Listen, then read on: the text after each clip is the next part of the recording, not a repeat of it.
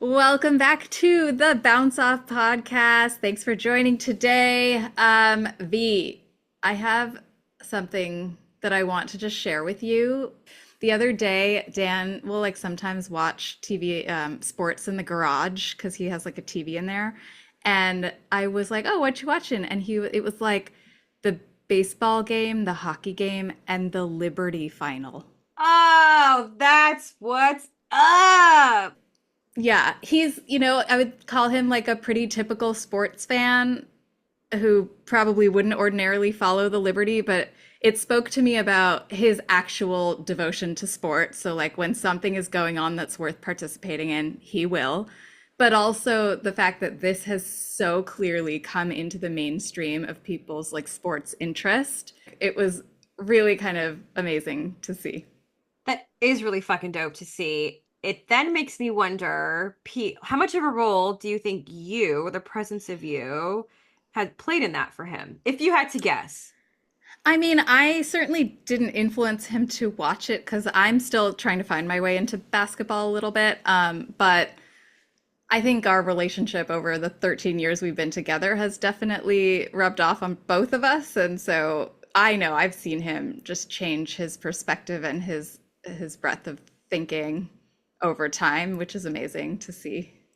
As the outsider in this relationship, though sometimes dream about being an insider or whatever, I I feel like you got close one time. Janet Jackson has an impact on people. I will say there is something pretty special about seeing the evolution of him really being the origin of how you've gotten into sports and your interest of it, but how you are actually now growing his interest in sports and what he's dedicating himself to sports. Like that's like hashtag couple goals. I don't think anyone uses that fucking hashtag anymore, but to think about truly the way that both folks are learning from each other in your relationship to professional sports and being a sports fan, that's like what dreams are made of, truthfully. It's really amazing. It's a cool thing that we get to share. And I feel like I ask him so many like inane questions that maybe it's like pulling him over into thinking about things differently too. It's funny because in my relationship, the way that we're seeing the difference pull up now is I will ask Berto questions around specific plays. So I'll be like, wait, okay, how Yeah. was that offsides? How was Yes. that, And Yes. I do and that then all the time. and he definitely knows to come to me for the story of the athlete or okay, Like wait, what was his deal kind of what was his thing? deal? Or they just said he came off of like a 6-month leave. Do you know what the story was behind that? And I'm like, of course I fucking know what the story is behind Oh that. my God, that's amazing. So you have like your lanes. We totally do. And it's we're starting to find our vibe now and the way that we can sync together when we're watching sports. Wait, this is making me feel emotional and I have some emotional baggage for you Okay, okay, that I need okay. to Tell me, tell me. process. Okay, I'm here for you. Okay, so as you may have heard, Rafa. Uh-huh, we're still on Rafa. Okay, got it. Yes, we are because I want to tell you how this has progressed for me in the last couple of weeks. Okay. And that is as I'm reading how people are describing his career and what his main achievements were, I did not realize how incredibly supportive he has been for women's sports his entire career. He was like one of the first people to public support the idea of equal prize money for men and women in In tennis. tennis. Oh my God. He literally, I think I don't even know the quote, but it's like men and women contribute equally to the popularity of this sport, and so women should be compensated accordingly. It's true. Like, thank you. I mean, here's the truth of it all is that gender pay disparity all like this exists in every single pro sport, and the ones where at least from my perspective that have been able to at least close the gap a little bit more is really when men in the sport are also getting behind the cause, Hmm. are putting conditions on what they're willing to do. That is just what's going to be needed. And so I just learned that about him. It made me love him even more. And it's never easy to go out on a limb, right? Especially when you're at the top of your game and your career, like that can always feel like a risk. Huge, huge risk. And then I didn't also realize that the importance of his sister, and she is involved in sports management. and I think manages maybe like Rafa's sports foundation, like the Rafa Nadal Sports Foundation. Anyway, he really relies on her to also influence his views of gender equity in sports. Just the way that he's like thinking about how to surround himself with women and also how he allows those women to influence his perspective. It made me emotional, I just want to say, because not only are we seeing the trickle down in tennis in even the years we've been alive, Pete, like in our lifetime, how Yeah. much we have seen the difference in tennis. And then secondly, I will say that to see someone be so successful and still go out on a limb, like you just said, to offer these opinions, you can be both and you can do both. And I can only hope that some of these newer guys in the game, like Alcaraz and I almost said Menendez, but isn't that like We are the keep talking Menendez about brothers these guys. stuck in my fucking head? No, that's like can't be his name. But anyway, Medvedev, they are the ones that I'm hoping, really look to someone like Nadal as a role model. And I promise, I think I'm now done my emotional processing around Do you Nadal. do you think so? Your emotional processing is just like a really overwhelming flood of love and appreciation. Correct. Yeah. Correct. And a grieving because, when you get attached to a sports icon and they retire from the sport, there's a natural worry of who's going to take their place? What's the sport going to Mm-hmm. look like now? Am I going to love anyone as much? Listen, I've seen it with Tiger Woods. There's nobody I love as much since Tiger has left the game.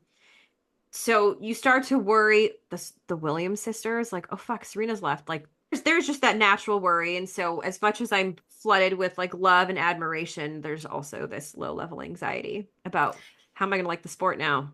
I hear that because with tennis, there was, I feel like, a little bit of a lull between like the people that I was passionate about and then like a bunch of people who I didn't really connect with. Like I loved the Andy Roddick years, the Leighton Hewitt years. Okay, I don't know if people are gonna like have feelings about this, but I was a huge Maria Sharapova fan. She got me when Oh. she won Wimbledon against Serena when she was like 16 or something. I was like, who the fuck? And then she was also like into fashion and Yeah, she was her gorgeous, gorgeous. gorgeous tall. She's like 6'2". So I was kind of like, when they all left, I was like, I don't know. But now Yannick Sinner is a really, really exciting player to watch. Agree. Medvedev like exploding on the court all the time. And also Tiafoe's last fucking explosion. Like that Drama. was so much drama. So like that's been fun. Okay, so his presence in tennis has, I think, uh, shaken up what people see as traditional. Last year, he came out. Okay, so there's etiquette in every fucking sport. Tennis has some etiquette. When you're a fan in the stands, really the social contract is fans should only make noise during points, should only move to and from their seats when players have taken a break or there's a change in the ends. And Tiafoe was like, actually, I think fans should just come and go and move around and speak during matches and do whatever they want. And that is not the dominant perspective for most players, but it sounds like he's trying to shake up a little bit about the stoic perspective. I think Yeah. that a lot of or perception that people have of tennis. And he was like, yeah, I just want them to scream around all the time. That reminds me of that live tour shit. We talked about Because golf is net. like that too, right? Like it's like Yes. everyone be Everyone be quiet. quiet. Clap only after the ball has been hit. Yeah, all of And these the things. wait, the commentators sound like this, right? And then I get a really good nap in Yeah. as they talk like this. And well, as we interview Dr. Matt Park and talk about golf and the dynamics between the PGA Tour and Live Tour, this brings up that exact question, which is some of these sports that are seen as really traditional, Stuffy. archaic, Mhm. stuffy. How do we loosen them up a little bit?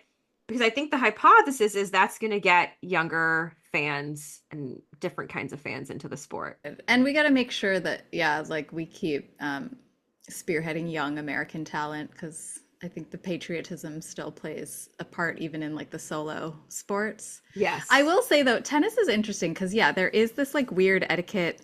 It's like, Wimbledon is like royals are there and shit. And then dating all the way back to Johnny Mack, you have players just going fucking ape shit at like the lines people and the chair ump. Like, where is the etiquette there? I mean, they probably get some fine, right? Like shit that we Yeah, don't know right. after the matches. Like Tiafoe went off. This wasn't even like a major or like a Grand Slam turn. It was like in China or something. And he was like, I didn't watch the match. I just saw the clip, and some of the comments were like, there could have been a racism component to what happened here. Oh. I don't know. That could just be fan speculation. But apparently, he got called on a double fault when it shouldn't have been called that because he like tossed the ball and that ball toss was counted as like a serve attempt. Oh. He was within the rules to like be able to have his two serves, but the chair ump was like, no, you took your serve already. And so that he sort of believed cost him the rest of the match. And so it was he like I don't know if you saw this video. He like goes up to the net when he loses the match. He shakes the hand of the guy and he's like, you know, he was cordial and the guy goes, "Sorry you had to deal with that, man." And then yeah, and then I forget who he's playing against. And then Tiafo immediately doesn't even like barely finishes his handshake and turns to the chair ump and he goes, "Fuck you." And he's just like F-bombing, yelling, "You fucking suck. I never want to fucking see you again." Like that Oh. kind of shit. Oh Yeah. man. Yeah. Well, Which, like, again, I loved watching. I love that shit too, but I have to say, I mean, I've seen some of his matches, but it's not something you hear so common from athletes. So it makes you wonder, like, ooh, something must have happened. There must have been something like that feels personal when someone looks Yeah. you straight in the eye and points at you and says, "Fuck you." Yeah. Like that feels like when you're talking about possibly race playing a role here, I was like, oh, now Yeah. this makes a lot of sense. And he went on for like 5 minutes as the other guy is doing his like clap and wave, you know? Just wave like Whatever. the queen. Or like what do they do? They like use their tennis racket to like I don't know what they do. They'll like hit some balls into the stands. They use a So that tennis guy racket. P, they don't wave like a I right know, way. whatever. Okay, thanks. Thanks, V. But he's like still going off when when that's happening. And I was like, this is wild. That is incredible. I mean, I need to read up on this because it makes me feel like there was something pretty Yeah, I couldn't find any information serious. on the details of like how that ref or whoever might have behaved the rest of the match, but something he felt targeted and he felt like that point was like the last straw. He played the rest of the match and then had it in his head that that's what fucked him up Right. and he lost. Okay, this is making me think now something about etiquette that I didn't give enough airtime to Dan watching the Liberty game. And I'll tell you why that made me think about it because I mean, really, there's been a lot of before and after, like what the stadiums looked like years Hmm. ago when, Liberty were early in the league to now. And with fan growth, there's obviously going to be a lot more fan shenanigans. And what made me think about was, okay, I love that Dan's just like watching it in the privacy of his own home. And what I loved about Dan's approach to that is something I do a lot when I'm new to any team or sport as well, because I get worried about watching a game in public at a sports bar, whatever, and someone coming up to me and asking me, like, wait, which player are you fucking into this year? Or like, what do you think about whatever? And I'm like, I have no answer. Like I'm new to all of this. And it's not cool to be at a sports bar and tell someone you're new to this or don't know Wait, what you're why can't you watching. just say that though? I mean, I could. Listen, I could and I can. And possibly I feel more confident now more than ever saying that. But new when I was like newer into sports, that is not I did not feel confident saying that. And it's honestly because it's like always dudes who I'm around. And I just feel like a bit of a like there's a representative. I'm like, here's a representative for all females watching this sport. And if I come in saying I don't know something, I'm like, oh, those there go the fucking female fans again, like not knowing whatever. It's that old cool girl thing. Ugh, God, just trying to be the cool girl, the girl who knows it all. And Hmm. I do that with sports. Like I really like if I'm getting into the Liberty, I'm gonna be like, okay, I need to know like Stewart and Jones and Ionescu, and I need to like know why they're the super team and what's the history of this team because that does interest me.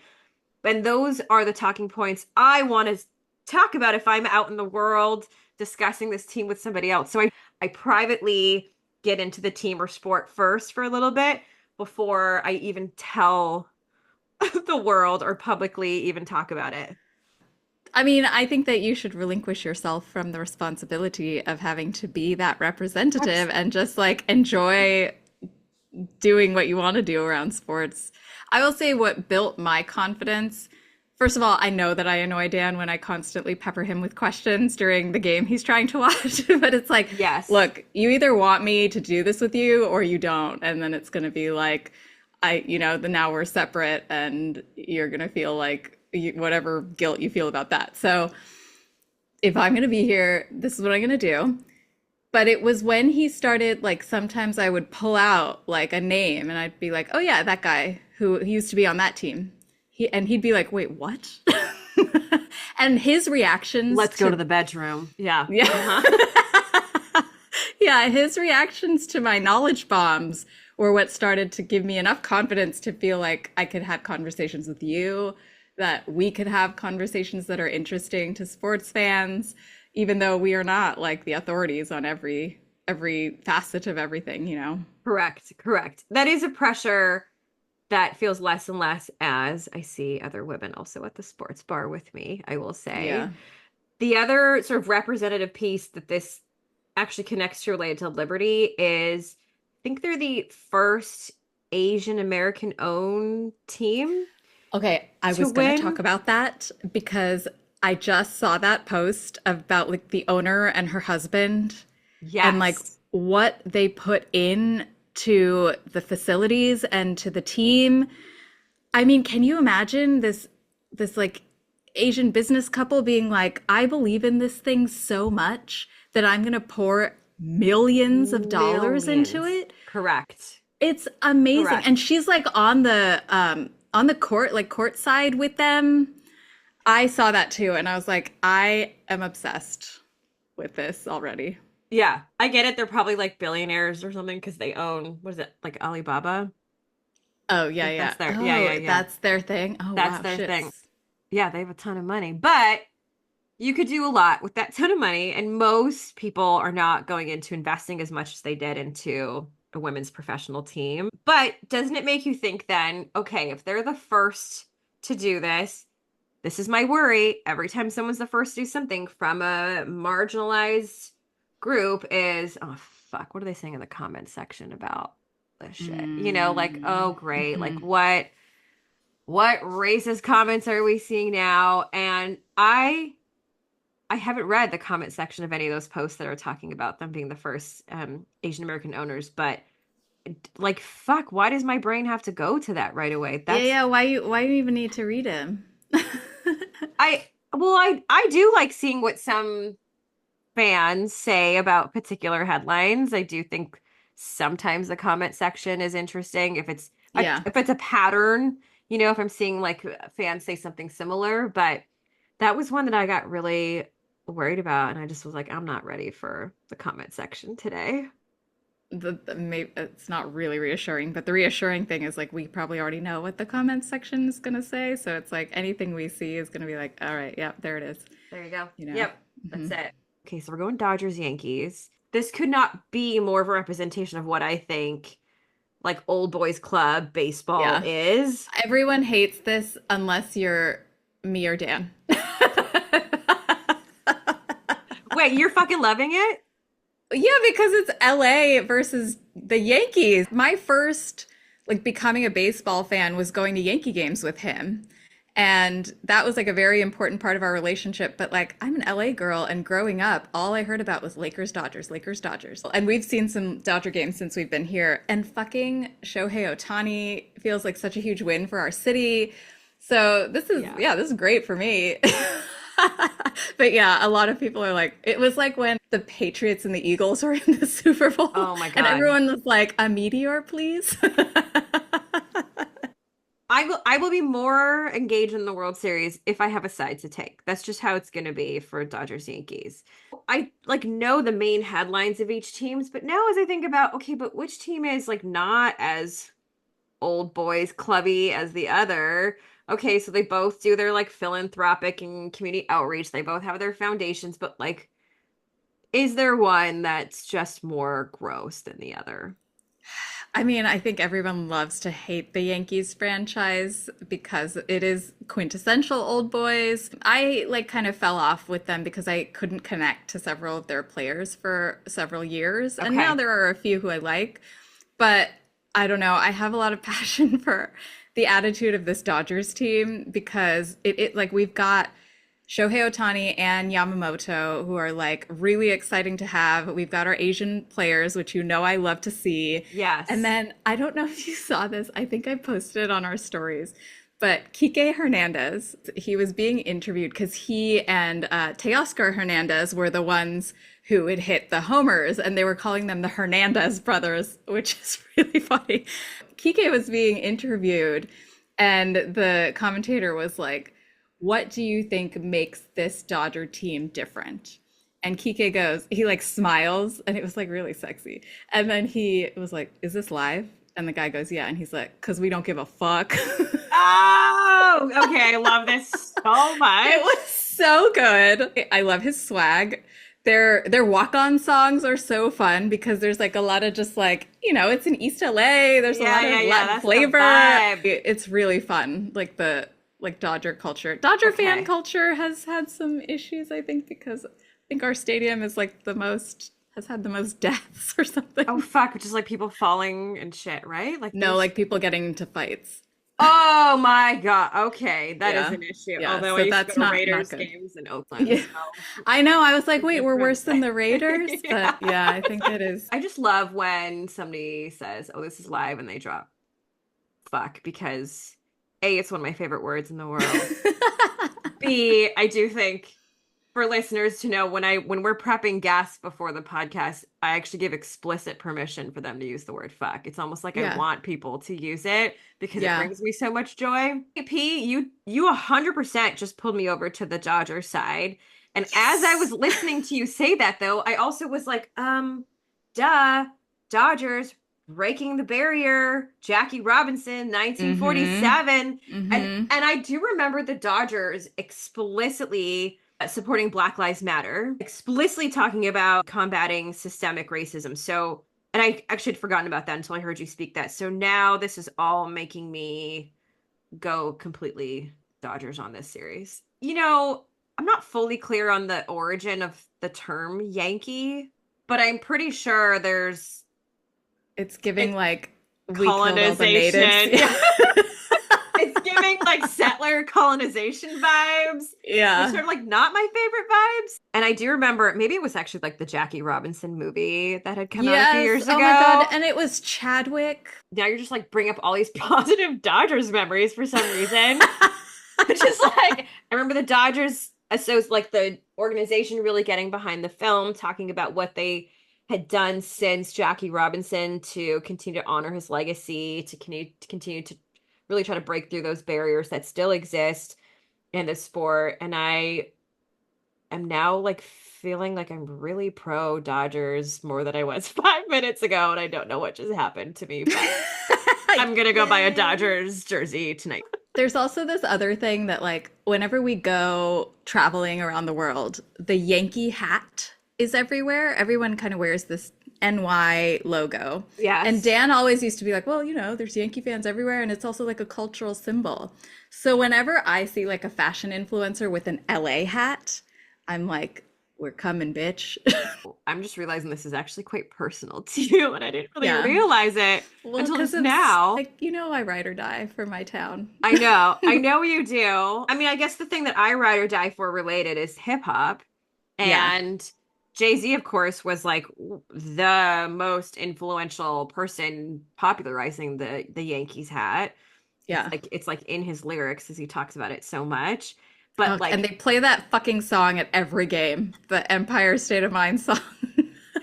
but Alicia Keys killed it on that I chorus. know, but living in New York when that song was popular was like the worst thing ever. I so believe it. In hip hop, it's a big thing to rep your city, to talk about your city. But this is where like sports and hip hop always intersect because they're always bringing in the sports teams as part of that repping. Okay, I am excited about today's guest, y'all. I want you to meet Dr. Matt Park. I like to call him a mastermind behind peak performance. So, whether it's athletes or NASA leaders, Matt helps crush it under pressure by mastering their mindset and habits. As a senior advisor at NASA, he guides teams to reach new heights, literally, y'all, reach new heights. And Nice. also runs the listen, I'll go anywhere with puns. Also runs the Mental Performance Golf Academy, where he helps golfers sharpen their mental game. With a doctorate in clinical psychology and a master's in sports psychology, let me tell you, he is the go-to guy for how to thrive under pressure. People seek Matt out to speak on all things performance, communication, wellness. Y'all, I know Matt dearly as a friend, and we used to stress together in graduate school. And then truly, it's been a pleasure to watch his career just take off. So, Matt, welcome to the show. Hey, and Dr. V, I need to take you everywhere with that intro. My goodness. It's like on a repeat. I love that. Thank you. We somehow found out together that we're both really into golf. And I foolishly was like, hey, Matt, guess what? I was a high school provincial champion for Harry and Lee High School. Woo-hoo. Shout out. Awesome. And so Matt was like, we should play around together. That was a really piss poor choice on my end because Matt is like an incredible golfer and I hadn't picked up a club in years when we saw each other. So, well, all things golf is what I associate Matt with. So, Matt, I'm very excited to dive into all things golf today. It is one of the most humbling sports. I personally think so. I've been playing this game ever since I was 4, right? And playing competitively Wow. ever since I was 6. And Once again, piss well, poor choice that I made oh for my saying goodness. high school. But You're like, it I'm so cool. it is so humbling. Like golf is about it's mainly losing and mistakes. You're hardly winning out there on tour. Like, once in a blue moon, if you get lucky, and people are just striving to do their best every single day. And it's such a challenge. It's so gritty. It takes so much resilience and patience. And there's a whole bunch of frustration. There, I think I saw this social media post saying, the reasons why people play golf to relieve your stress, but those who really play, it's like one of the most stressful things that you can do. So, Yeah, wait, um, what? yeah, I know it is relaxing if you have the right perspective, but it can also be very, very intense and emotional and stressful, especially if you do this for a living. Yeah, I mean, even retirees I know who are supposed to be just doing it for their free time are getting very intense about it because I think the most obvious thing about it is that it's you against yourself. And Right. so, regardless of the competition around you, you are constantly grappling with your own hangups and your own obstacles and trying to encourage yourself versus shut yourself down. We're all Right. psych people here, so I am fascinated to know what that's all about in your job. Yeah. I stay employed for sure. Yeah. Yeah. I mean, Matt, you just literally named. I love the way you put it. Most of the time, you're going to lose. And so, thinking about what keeps you in it as a player, I mean, you've been playing since you've been 4 years old. I mean, what keeps you in it? Well, I don't play competitively anymore, but I have a different love for it now, like a different appreciation where I don't have the pressure of upholding this expectation of myself. So when I play, and even if I go out there and hack it around, which I do, I'm okay with it. Like I'm not, I'm still competitive in many ways, but I don't have that expectation anytime I go out. And I'm not trying to impress anyone. I'm not trying to win. So I definitely enjoyed the game of it and the art and the process. And I go out there and I'm okay not even playing. I can walk with my players or the people that I coach and I love being out there, just being outdoors, especially during this time when we're all virtual in front of a screen for long periods of time. Just it's literally a good walk spoiled.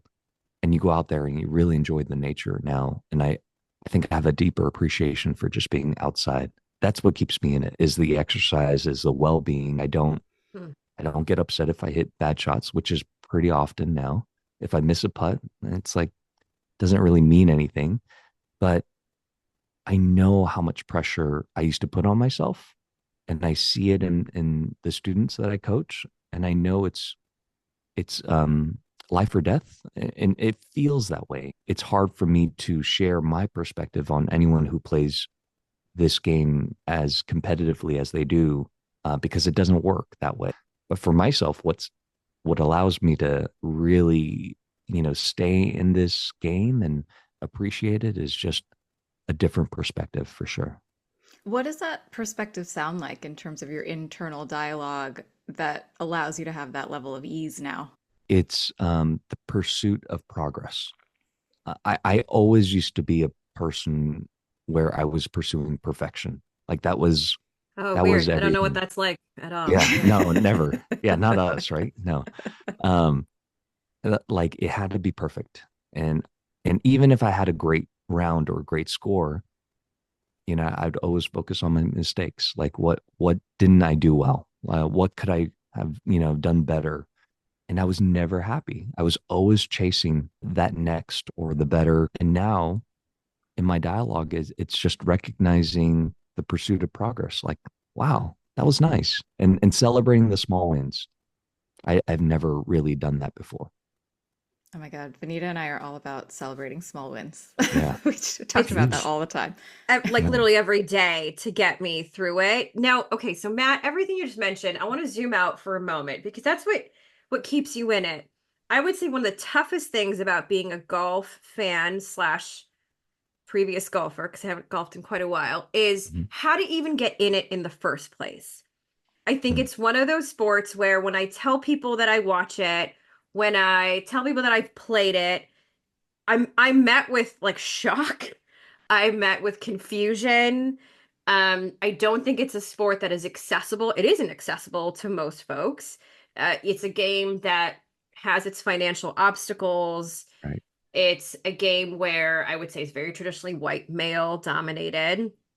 And I remember even being like, let's late 90s, hitting the golf course. I'm a young woman of color, definitely not many out there that were on the golf course. And it really, I used to always get questions like, how did you get into this? At Right. first, I took it as people being like, what the fuck are you doing here? Like, Right. why are you on this course? And I'll be honest, the thing that really got me into it, I'm just gonna call it who he is. Tiger Woods, y'all. Yeah. Like Yeah.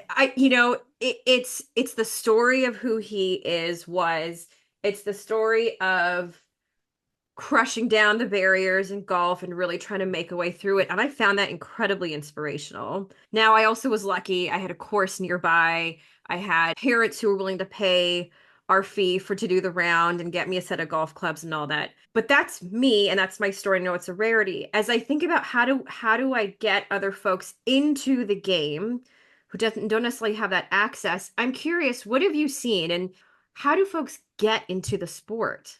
You know, I a good friend of mine, his name is Rob Ono, and he is the CEO of the Annika Foundation, so Annika Sorenstam, and there's a huge push on bringing the game of golf to young girls. The type of things that they do, the programs that they do. I mean, we've heard of First Tee, like the even Steph Curry's underrated tour.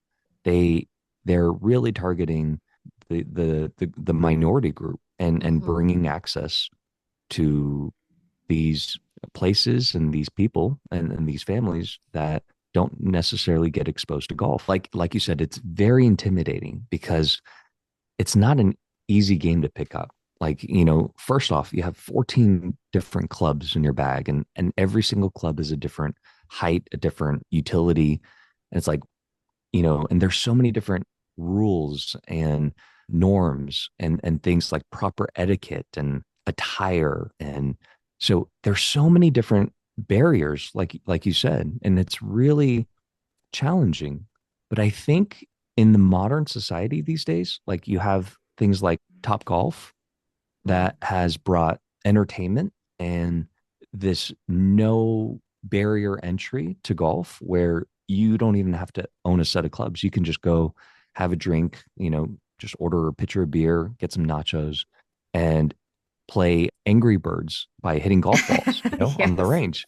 So it's like, okay, maybe this entertainment industry, they I think they've kind of cracked the code of allowing people access to hold the golf club, see what it feels like, and associate fun play entertainment with golf as opposed to the stuffy country club, white older male. It's nearly impossible if that's the image of golf, Right. because you have to come for money, you have to have the resources, you have to have access. Having entertainment come in like Top Golf, or there's this Tiger Woods started his own putt putt thing that is taking off, and then you have the Tomorrow Golf League, the TGL, that's creating like this stadium like environment for people to just witness golf like they're watching a football game. And I think more and more of that is happening where it brings the interest in golf. And I think if you have the interest and you inspire the younger generation of associating golf with cool, or golf with acceptable and something that star basketball players are doing, and they're advocating for it and they're loving it, then the younger generation might get inspired to try it out. I love me some Top Golf. I had my Yeah. 40th birthday party there, like Right. not 2 months ago. And I think the thing that entertainment factor and just the fun of that setting does is it also introduces you to how addictive it is. And I think that, for both of you who play, is probably one of the key entry points, right? Like people get it's so headwormy, this game, because as Right. soon as you Right. pick up a club and as soon as you start to get a feel in your body for hitting that ball, and like the first time you hear one that's like a really good crack, I could just see why golfers go out of their way to make sure that they're golfing all the time. And I think, you've got Top Golf now as like a gateway drug to Right. that. Exactly. A gateway drug. I love that. Yeah. Well, let me ask you this, Pete, because you're not somebody who got into golf. Was it seemingly, I think Matt used a great word, intimidating? Did it seem inaccessible, or what? How did you even get to be somewhat interested in golf? Yeah, I mean, again, most of my stories about my sports fandom are going to come back to my husband, Dan, and he likes golf. He also watches golf. But when I was following Dan's sports fandom, what I was seeing was these individuals that you can connect with more easily than you can connect with a team. And Mm. so, it's really easy to have your favorites. I really respond also because I love watching the women because I think I'm really into aesthetics in sports. Like, I love dance, I love gymnastics, I love, without this sounding weird or sexual, I love watching the bodies do the things. And with God, golf, that's like, so weird and sexual. Oh, it it's is so weird and sexual, but like, a basketball player making a free throw, like something about that shape is just really beautiful. And the golf swing is so gorgeous to watch, especially in female bodies because they move differently. But yeah, I mean, Dan as a player goes through the emotional journeys, which is also really fascinating because as with shows like Full Swing, Full swing. you're learning about the players' journeys and their stories. And so when you see them on the course, you kind of know what all of the pressures and the self-talk that's happening on that course, and you can watch them kind of like fumble it because of that. And so that's really interesting to me. okay. So that's helpful to hear, Pete, because I think truly any fan I know who I've been able to watch golf with, everyone has a different entry point into it. And Matt, in your line of work, what's something you'd be surprised to know is involved in the mental fitness challenges of being a golfer? Man, so it's fascinating because when you think about elite golfers, and I coach a few of them, the work that we do in the mental fitness area are often less about the sport itself. It's a very spiritual one, and it's about the relationship that they have with themselves. It's weird because my career has gravitated more towards working with female golfers. I don't know how that has worked. Maybe, I mean, there are other sports psychologists on tour that primarily work with the men, and I think if I look at their styles, very direct and CBT oriented, and they have this masculine energy. I think for whatever reason, I promote a more feminine energy. I think it's just more of a welcoming kind of, Rogerian, client centered. But a lot of my work is around self-compassion, believe it or not. Healings one's voice and beliefs about themselves, and these grim beliefs that people might have and carry that just show up when mistakes happens or perceived threat might be in front of them. But how do they work through their relationship with themselves to deal with some of that? It's less about the mechanics, the mental skills of training oneself to like focus better or confidence building. It's all there. That's all kind of the foundational work of the mental conditioning that we do. If you are feeling a little bit off, it will mirror that. And you think you have it, like you think you nailed it, like you have this new technique that you're working on and it worked for you really well, and you bring it out and you're excited to play with it, and it'll just, for whatever reason, it won't work that day, and it's like slaps you in the face like a wake up call, and then you have to deal with that. There's no one else, like what you said, P, like there's no one else that you can bring out there with you. It's just you and golf, and you have to have this very special intimate dance with this game, because there's nobody else that can be in that relationship in that moment for you with this game of golf. So you really have to know yourself, and you got to be able to relate to golf as if it's a intimate relationship that you have with someone else. Yeah, I'm so glad you put words to that because I think, people forget, we're clinicians also, and that's what our clinical work is, right? How do we help people free themselves up and get out of their own way? And when you're talking about sports performance, it's largely the same thing, right? Like you're going to learn the technique and you're going to get it into your body, but that same mental health stuff applies, especially in the world of golf. We were talking earlier, V and I, about the whole like Scotty Scheffler of it all, right? And that there is Right. clearly this mentality in that man that's a very like give it to God. I know he's religious. And there's something about that that frees him up and allows him to just excel.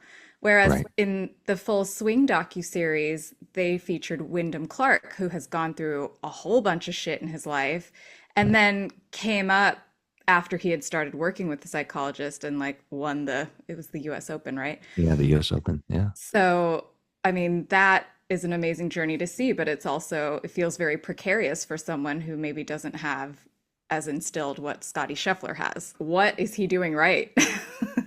I use Scotty Scheffler's example a lot, and in particular, it was the day of his Masters win, right? So it was a Sunday before his final round, 2021, where he won the Masters. But that morning, he woke up and he was crying, like he was so overwhelmed. He was saying to the reporters, like, I was literally curled up in my bed in a fetal position, and I was so scared to go out there, and I was crying, and I was telling my wife Meredith, I don't think I can do this, Meredith. I'm so overwhelmed. I'm so scared. Wow. And she reminded him of his identity. Winning this golf tournament will mean it will change, most likely, it will change your life on the golf course, but it will not change you as a man. It will not change you as, I won't love you more because of this win. I won't love you any less if you don't win. Like you are completely whole and loved just as you are because you're Scotty, not a Masters winner or X, Y, and Z achievements. It's the identity piece, and I think that's what we harp on a lot in our work is know thyself outside of the performance. Like we are not golf. Golf is what we do, but it's not who we are. It's not our Mhm. identity. And I think golf brings up so much shame. Like you're in front of all these people, and it's just you out there. And if you mess up, it you are so self-critical that you have to really be strong with your own self-identity, because Scotty Scheffler is so religious and such a believer in his identity is rooted in his belief and his faith in Christ. And I think allowing him to do that work of being so solid in his foundation that even when he's questioning his own identity, he has that reminder and that reflection that my identity is so rooted in this that nothing else matters. If I lose everything, I'm still strong with my identity as who I am. So I think that purpose and those core values and that identity work is so incredibly important that has allowed him to just free himself up, like you said. And also, like, I feel like golf live audiences can be brutal too. Oh, Like, especially that 100%. waste management one. Right, right. Like In people Arizona. throwing shit on the, yeah. Right. Oh So man, it's, it's intimidating. as you're Yeah. trying to quiet your own voices, you're like hearing people yelling at you. What do you tell people? Do you ever come out onto the course like when during a competition and like coach people in the moment like that? Yeah. Yeah. So it is welcomed distractions. Like it's all part of being a professional. So and it's almost like you play onto it. Brene Brown says it the best, right? The stadium seating, right? So you're in the arena, you're fighting, you're vulnerable, but they can say anything that they want on the stands in the audience. They can throw words at you, comments at you, criticisms, but you just look at your support seat. You look at the people in your support seat who Mhm. got your back and you just listen to their voices. I I'm I'm of the mindset that female golfers have more distractions than male golfers, and hear me out on this. If we just zoom out for a second, there's still a gender pay gap, of course, issue. Media coverage and sponsorships, there's a huge difference. Family life probably looks a bit differently depending for a lot of these female athletes. The health considerations that are exist, and then of course just your bigger cultural, social expectations of what it means, the public perception, the career longevity, the fewer female coaches, mentors, leadership figures. You don't see a lot out there in terms of female representation. So when I think about the distractions, or at least what female golfers need to accept as part of the game in order to make progress and achieve the success that they want, I can't help but think there are just so many more obstacles, so many more distractions.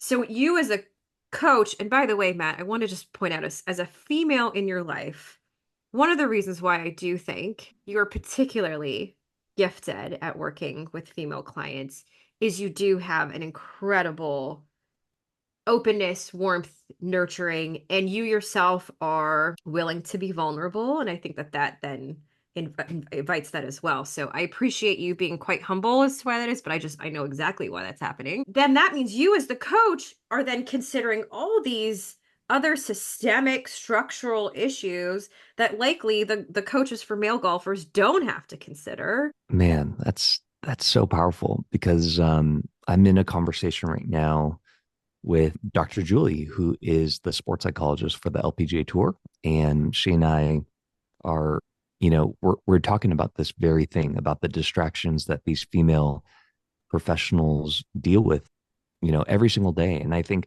one of the conversations that we had was really powerful where do they want to start a family or do they want to pursue a career?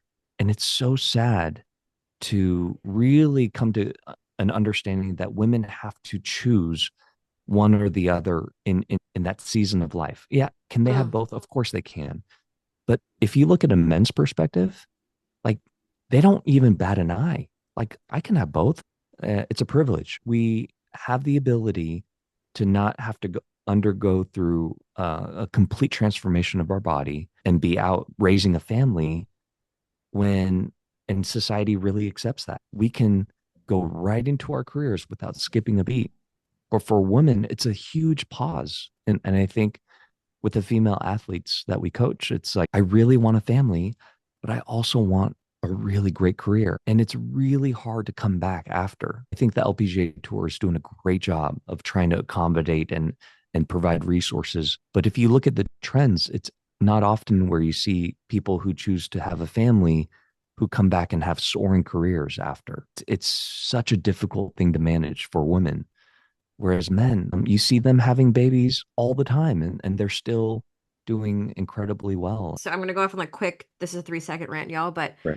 whenever whenever the like male golfers have just had a baby and then the wife brings that newborn baby onto the green, and they're on the 18th green. They like kiss and hug their baby, and everyone's like, "Oh, great!" And I'm like, "What? What about my ladies out there who are just having their babies? Like, can we give them the Right. same fanfare other than this dude who just I know. hugging the baby?" I mean, I truly, it hits me every single time, and it's a Yeah. classic shot that they always try to get, which is the new dad who just won, who's kissing the Right. baby, and it just, there's something about that just turns me off so Mm. Yeah. Right. Right. Yeah. ugh. And I mean, everything you're hitting, it's these types of stories that I don't think get the airtime. Shit, I identify with that same struggle. Like, Right. oh my Right. God, I'm like having kids and where's my career go? And then when I see a mom on that golf course, I'm like, I'm just automatically her fan. Thinking about, did her baby even sleep last night? And here she is, like ready to warm up and get on this tee box. So I think that the work that you're doing as a coach is not only so needed, I would say, for female golfers, but knowing that you have these considerations off the bat, like it's a no-brainer that you would be like one of the best coaches. So Yeah. I want to just go back to something we talked about, which is the entertainment value of golf. Yeah. Because I would say a couple of years ago, things got juicy in that Live Golf, another Yeah. professional golf tour, launches. And it's backed by the Saudi Arabia Public Investment Fund, which I always think is important to mention. Mhm. Now, just for folks who aren't familiar with the dynamics of golf, the PGA Tour had been cruising, the European Tour, things were cruising. They had the same sort of traditional structure that had been going on for decades. And then Live Golf comes and they're like, oh, yeah, fuck you. This is what we're going to do. And they break away from traditional golf formats. So now we've got the 54 hole tournaments. There's no cuts, so everyone makes it. It's team-based play, alongside some individual competition. They're really throwing large amounts of guaranteed prize money to golfers because they're trying to attract top players from other tours. And y'all, when I say that it caused a stir in the golf world, it just flipped golf upside. Not only did it start to really, of course, open these cracks of, hey, things have been on cruise control and pretty traditional and boring for a while, but also, whoa, what are we thinking about now when it comes to monetizing play? What is the difference between sports versus sports entertainment? And how much do we just accept the fact that we're in an entertaining, trying to seek entertainment, and that's going to invite some competition in terms of how that works. So, Live Golf, is it good for the Hmm. game? Is it, do we need it? Or That's $1 million question right there, Lee. I It's love hearing everyone's perspective on this. So you tell me. man, honestly, I was not a fan in the beginning when it first started. And then you see the impact it has made, and it stirred the PGA Tour itself and the prize money. But then what is the trickle down effect on the women's tour? Yes, I think you're seeing big purses, like bigger than ever before on the women's tour nowadays, but nowhere near the type of money that the PGA Tour is has elevated their game. Of course, you have to consider the viewership, the sponsors. Like I'm hoping and wishing that the women's tour will be impacted just as much as the men's tour has. And it's not really the case so far. What Liv did, it really stirred the pot. It forced the commissioner, Jay, the PGA Tour commissioner, it put him in a really tough spot, but it changed the game. Players are potentially playing for a lot more money than that they have ever played Like a before. lot more Yeah, money. a Yeah. lot more money. So how sustainable is it? I think that's another question. But now there's talks about this joining forces and so it went from extremist, like we'll never join, they're the devil and we're the angels. And then now it's so blurry. Now it's a thing. Live tour is a thing now. And then it created the Tomorrow Golf League, the TGL. Now they're trying to do a team-based format in the United States. And it really stirred the pot. In the grand scheme of things, I think it was good for the game of golf because one, in any entertainment or any kind of movie, you always need a hero and a villain, right? You need the opposing forces to Yeah. go after each other to create entertainment. And we get so entertained by the feud. That's what got golf on the map in a way that has never been showcased before. So it got very entertaining. there's now competition. So you can't just get comfortable and monopolize. Now you have to elevate your game. That's what's complicated about this, right? Like we're talking about the PGA and traditional golf as being gatekeepy. And so now we're seeing an outsider come in and open it up, so to speak. I mean, not really, it's still taking on the elites and paying them lots of money. But then we also have to contend, though, with the fact that it's coming from a country that is clearly trying to sports wash a human rights record. Right. And so now it's interesting because you could see villainy on both sides of that coin. I mean, like I told V this last time, I live for the Live Golf PGA Droms because it's Droms. Like just Yeah, as you said, it is. it's Yeah. so fun to watch, and it's like the Yeah. tension between the players and yeah, so that layer of it, absolutely. But there is some really complicated dynamic around the traditional acceptance of people of color, people from different classes in the PGA, and then now is Saudi Arabia doing us a favor in that arena? I don't know.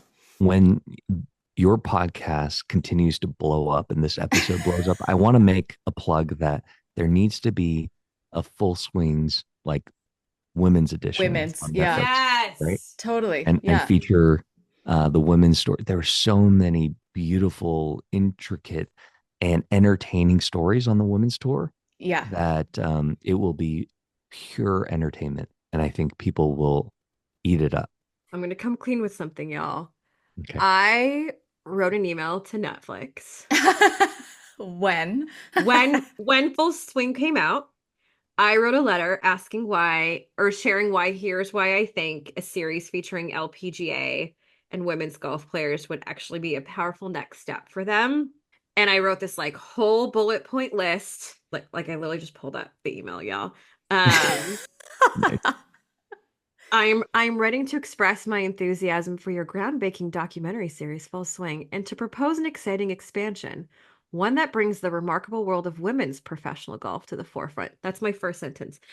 Amazing. I could not Love it. support this anymore, Matt. Truthfully, you know, it's funny because people talk about all this shit about Saudi Arabia and the female golfers aren't allowed, and blah, blah, blah. I don't know if this is still the case, but I remember when I was watching the Masters one year, they of course don't show this on the broadcast, but there were a lot of protesters outside of Augusta National because I think women aren't allowed to or weren't allowed to have a membership at the course. So I try to remind folks, of course, the gatekeeping exists and gender-wise still very much so when it comes to North American golf courses and country clubs. That being said, y'all, if you have not gotten into golf or you're new to golf, I do think the story with Live Golf is a great way to get involved in the drama that is that is golf right now. Right. Because I'll Right. be honest, like once Tiger Woods started getting all his injuries and he wasn't playing as much, I lost interest in Right. watching golf. And Yeah. I turns out it wasn't just me, it was millions of others, right? Like Mhm. viewership, merchandise, everything. Take like people buying tickets to these tournaments where Tiger's not playing, it's just not as successful. Right. And so when you think about what are the storylines then that will bring folks in, I'm with you, Matt. I think the larger like thesis for me is that it's only going to be good for the Mhm. game. Mhm. This is one of the things I'm hoping because it is, like Rory McIlroy and Tiger Woods were having like behind the scenes closed door meetings, and it was like Yep. Right. it was hella juicy there for a while. Yeah. And this doesn't happen typically in professional sports leagues, so it is worth paying attention to. And truly, if that's your way to get into golf, great. Come sit on my couch and let's watch a round together because that's an excellent way to get into it. Yeah, Right. and Breakpoint did female and male coverage. Like I feel like with tennis, we're getting both of them more equally than really in any other sport, which is Right. interesting. So I feel like if they can do it, anyone can do Right. it. There's a whole feud between Bryson DeChambeau and Brooks Koepka, and I think Uh-huh. they're now partnering up to compete against, I think it was Roy McIlroy and someone else. But the match is going to Ooh. be a big deal because there was this enemy between the two Yep. people, but then now they're like best friends. So they're trying to bring up more drama on the US tour. And I think Liv really stirred it up. We have one final question for you, Yeah. and that is about your personal sports fandom. What are you watching? What are you not missing? What stokes your fire? Does Ted Lasso count? because Yes. I'm a big fan. So my daughter, she's really into pickleball. It's one of the fastest growing sports, and it's so fun. Like I play with her, and she's 9 years old. She can kick my butt, Mm. but it's fun. It's easy to pick up, and people get so competitive. Do I Hmm. like watching it? I don't know. I'm not quite there yet. I like playing it with with my family, but tennis. I never was interested in tennis. Although tennis and golf, there's a lot of similarities. These days, I'm just appreciating the individual journey that one goes through in tennis. I learn a lot from tennis players and tennis coaches, and I bring that into my work with golfers as well. So I think these days it's tennis and pickleball if I were Amazing. to put that in. Yeah, Well, those two are a little bit at odds, I think, with each other I know out in the a little bit. culture. Right, right. Talk Drama. about drama, Yeah. right? Yeah, Yeah. exactly. Dr. Matt, thank you again for joining Thank us, for you. bouncing off with us. For those of you looking to follow the work that Matt is doing, be sure to check out the Mental Performance Golf Academy. Matt, I think you're all on Instagram at mpga.golf. And y'all see you next time on the Bounce Off. Sounds like I need to go hit up my boy Matt and be like, yo, do you have a job for me? Yo, Lil Waist fat ass bitch tap in is what I have to say about that.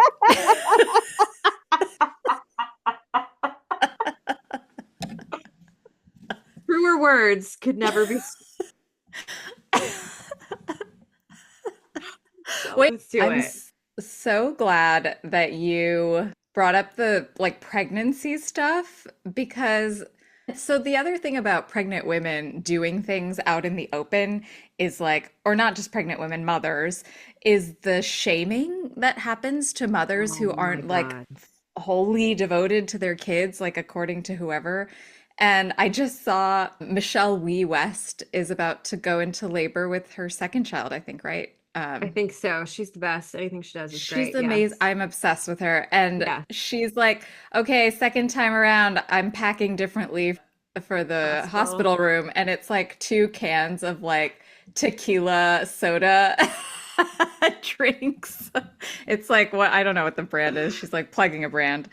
But all of the, not all of them, like several of the comments were like, you do you, girl, like get it. But some of the comments were like, oh, how sad that your baby won't be getting breastfed right after you give Oh, birth and like, oh, do you have to pump and dump and like all this stupid bullshit. the mom shaming is a real thing. So with female athletes in particular, because people will be like, "Oh my God, wait, so you started training right away? So that means so you weren't probably breastfeeding. Oh gosh, you have a formula fed baby." It's just like all this God. stuff. And honestly, I just want, as somebody who has swung a golf club many times, if my boobs change even a little bit in size, my swing has to change. Mm-hmm. Like it's the mechanics behind it, the fact that when you're pregnant or when you're, like a mom and you have to make change your swing mechanics because of this is so underappreciated, so underrecognized. If you watch a PGA round, just one, look at how many slow motions they do around these men's swings. It's Uh-huh. incredible. They'll study everything. Mm-hmm. They do not do that for the women's tour Why? in as many. Okay, they do slow-mos, but not nearly as much. There's not nearly as much, I think, appreciation analysis of the swings mechanics for a female golfer.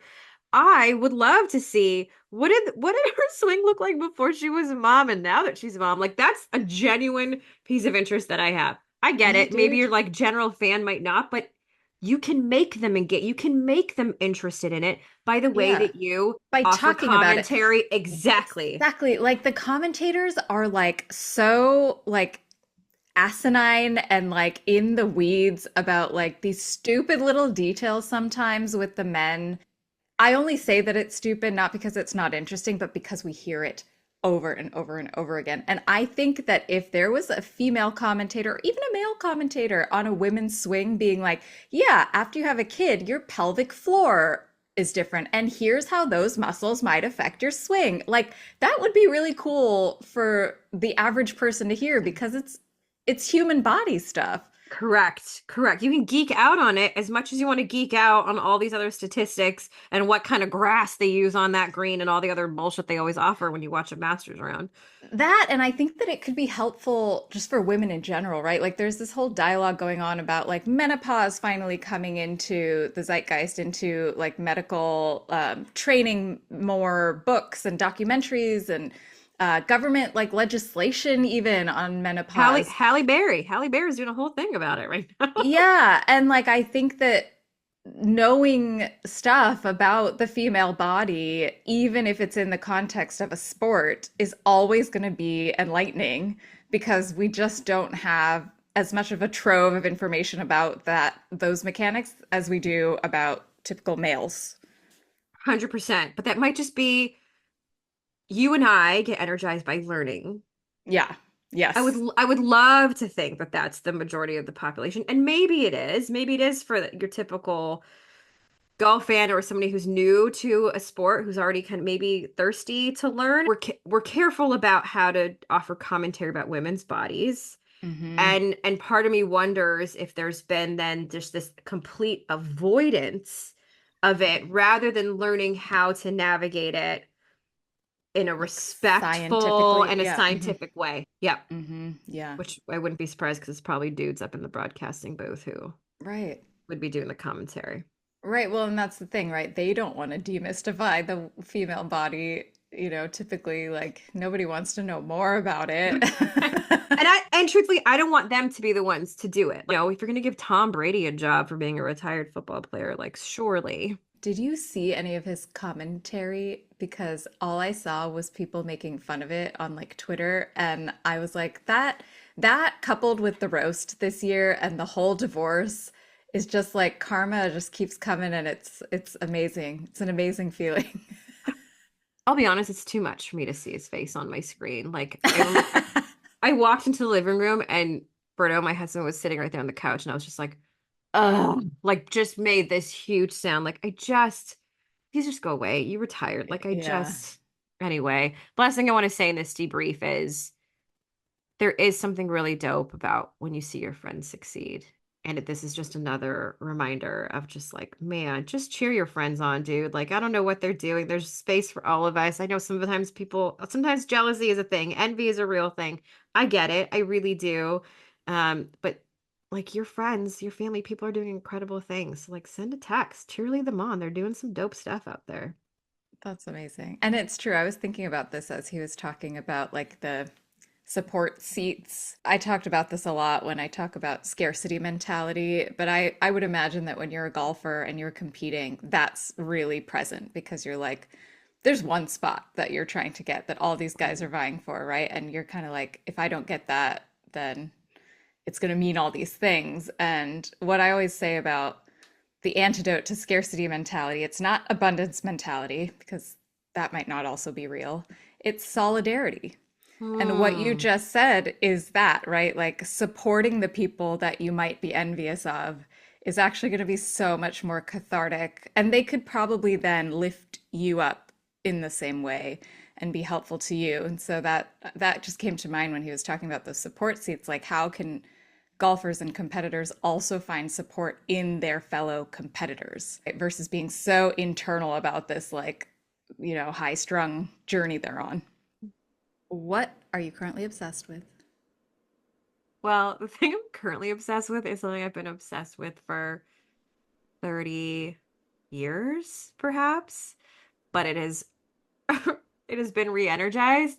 This past weekend or last week was the Rock and Roll Hall of Fame induction ceremony, and A Tribe Called Quest was inducted along with Mary J. Blige, Dionne Warwick, and a lot of other dope people. Yeah. Yes. Oh, yeah. Mary J. Blige being there is also really incredible. But A Tribe Called Quest is, listen, everyone knows I'm a huge hip hop fan. They are the reason why I got into hip hop in the mid 90s. And yes, I was that kid. I had those like little computer speakers you could put at the top of your locker and connect it to your CD player. And I Your would, locker? What? I am not aware. I didn't go to like normal schools though. yeah, at the top there's like a shelf. It's like, Uh-huh. like metal, but anyway. And I used to bump Tribe Called Quest jams. I used to also bump like Outkast and Tupac and whatever. This is like junior high Benita. And Tribe Called Quest was a group that meant you could be into hip hop and be cool and not have to be into like gangster rap, not have to have like the gangster image, which was blowing up at the time. And what they did was they integrated jazz samples and blues samples into their work. I mean, sampling in general, Q-Tip was a genius, but I'm obsessed with the fact that they are in something called the Rock and Roll Hall of Fame, because traditionally you don't think about hip hop being represented in the Rock and Roll Hall of Fame, even though blues like is rock and roll. I think Q-Tip said that in his speech.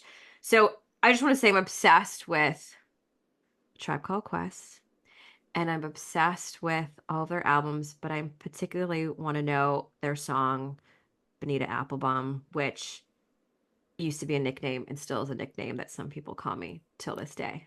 I love that. Wait, V, I'm so glad that your obsession is about hip hop because so is mine. Oh my God, I'm so pumped to hear what you're going to say. Wait, but I feel like you're going to have so many thoughts, and that's why I can't wait to tell you about this. All right.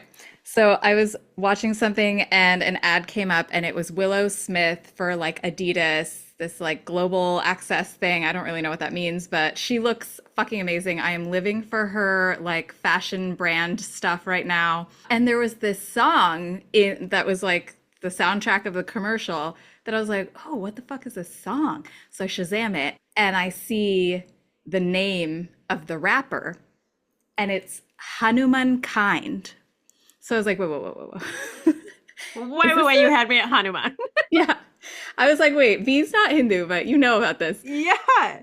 I was like, what is happening here? So I look him up. V is currently looking him up. And he's fucking Indian. He was born in Kerala, which means he's South Indian, like me. And he moved all over the world. He's lived in Dubai and stuff. And then they landed in Houston.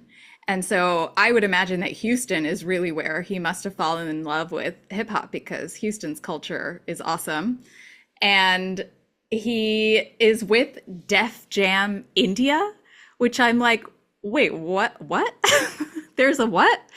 So this song is called Big Dogs. That was the song in the commercial. It's apparently like his biggest hit. It blew up on TikTok in July, so color me old or whatever. Okay. I only get my news by Telegram.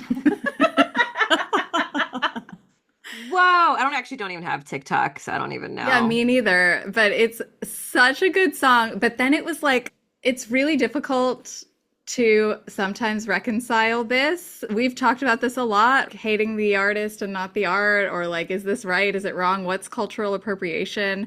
I have told you that like I used to be a big MIA fan, and like I just was so excited that there was a brown girl that had that much swag and that much like street cred. But then she like became cuckoo bananas, and now I can't really be a fan of her anymore. Right. But then this guy just popped up and I was like, can I be a fan of him? Because this music is good. But I just, yeah, I mean the video is even like it's like Indian people. It's all in, it's very Indian. And so I'm like, I kind of love this, and I think it's weird, and I am feeling very conscious of like, what are the meanings of this artist and what he does. Yeah. Oh my gosh. Well, now I gotta check him out. But I just want to tell you, of course, I was like Googling him while you're talking about him. And this is the most like Indian biography of all time. Oh, he used to work at Goldman Sachs. Yeah. Okay. Yo. Okay. Not only was he like, okay, they moved to Houston because his dad goes to work for an oil company, which amazing. I can understand some of that. And you're in Houston. Indian people move to Houston for that, or to become doctors at their Correct. big hospital complex. Yeah. Correct. Yep. That's exactly it. But then I feel for the guy because he probably disappointed his Indian parents, because he goes to Houston Community College while he's there. Yeah. And he was in jail during college, apparently. He like was arrested for something. Whoa. That to me is like, wow, he's having a hard time acculturating. That's what's happening. Yeah. But then, okay, we're like, oh shit, community college, you're like dishonoring the family. And then, but he just like regains his positive reputation because then he works at Goldman Sachs God, do I love a like Goldman Sachs turned rapper story. It's like Me that. too. Goldman Sachs turned anything is what I am here for. Like that's the way it fucking should be. And like, oh my God, he's exposed. So he's talking about how his influential hip hop artists are ones like 3 6 Mafia and Project Pat and like UGK, which is like Southern hip hop, Yeah. Outcast style. I mean, that just what does it mean to be a rapper from Southern India who has a Southern US hip hop influence? You've piqued my motherfucking interest, Pete. Let I me know. tell I you. like need you to be my like cultural compass on this because I am all kinds of confused. Every time I find out about Indian people doing anything, I just get like very like lots of feelings. Like envy, joy, confusion. What does this mean? Are we doing it right? Like fear that it's going to reflect poorly somehow. Oh man, So yes. it's a Take me whole on the lot. journey.